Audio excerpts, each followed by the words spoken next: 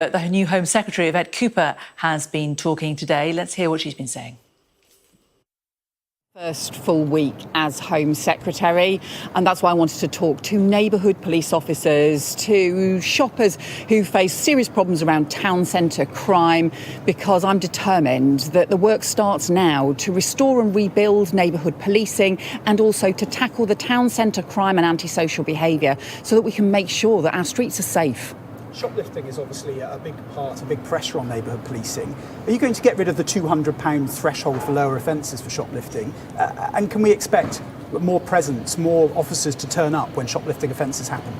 We've seen a huge increase in town centre crime like shoplifting, the kind of antisocial behaviour that can mean that shoppers just don't feel safe. That's why I'm determined that we can restore and rebuild neighbourhood policing right across our country and also tackle things like the unfair £200 rule that the Conservatives introduced. Make sure that there are actually the consequences for these kinds of crimes, but also that people can feel safe in their own communities and on their own streets. You're setting up your new Border Security Command and looking for a commander of that. How exactly is that different from the clandestine Channel Threat Commander that the previous Tory government had?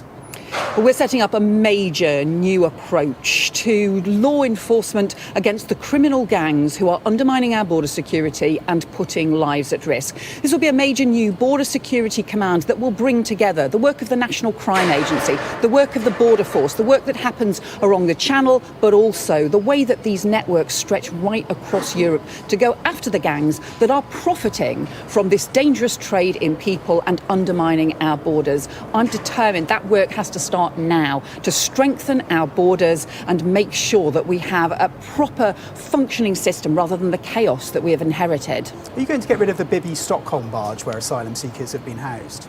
Well, we need to clear the Conservatives' asylum backlog, but the first priority has to be to get the stronger border security in place, and that's why our first step is setting up the new Border Security Command. So for now you'll keep on using that barge? Well, we want to clear the Conservatives' asylum backlog. It is chaos and it is costing the taxpayer billions. So that work needs to get going, but our first priority is to make sure that we can get the Border Security Command up and running to strengthen our border security and deal with the criminal gangs that are organising these dangerous boat crossings. If I may, on prisons, just finally, there's been some reporting about possibly the Prime Minister deciding to lower the automatic release point from the 50% mark a bit lower to help overcrowding in prisons.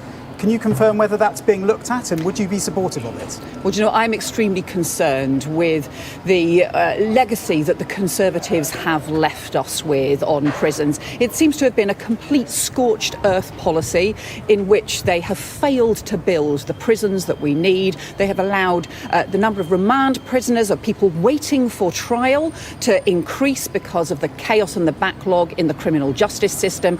All of those things are going to need to be addressed and to be fixed. And the Prime Minister has said there isn't going to be a quick fix, but we're going to have to deal with the legacy that we inherit. But I think it's been totally irresponsible the way the Conservatives have handled this for not just recent months, but in fact for years. It's deeply, deeply damaging what they have done. And we are going to have to look at what it is we now inherit.